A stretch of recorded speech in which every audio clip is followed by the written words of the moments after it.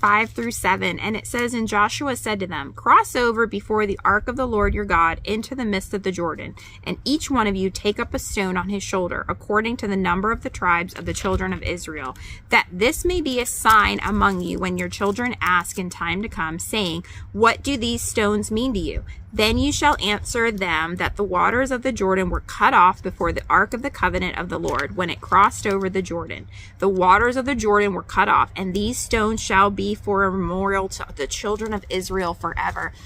Joshua opens up, and Moses had died.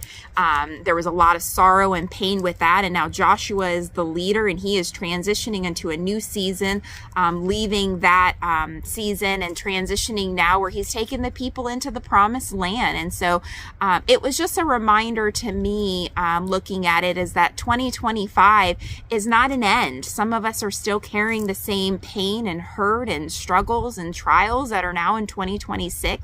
But it's not an end. It's just a turn in the page of God's plan for our life.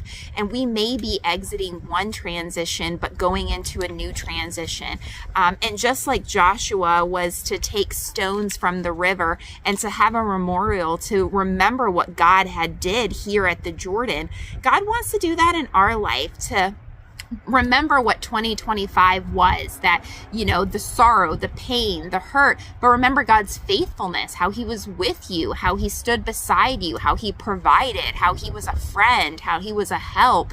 And then transitioning from that season into a new season in 2026, just a turn in the page and remembering what God brought you from in 2025, his faithfulness, but also where he's taking you into 2026, a new season, a deeper relationship, new characteristics that we're going to learn about the Lord and his faithfulness.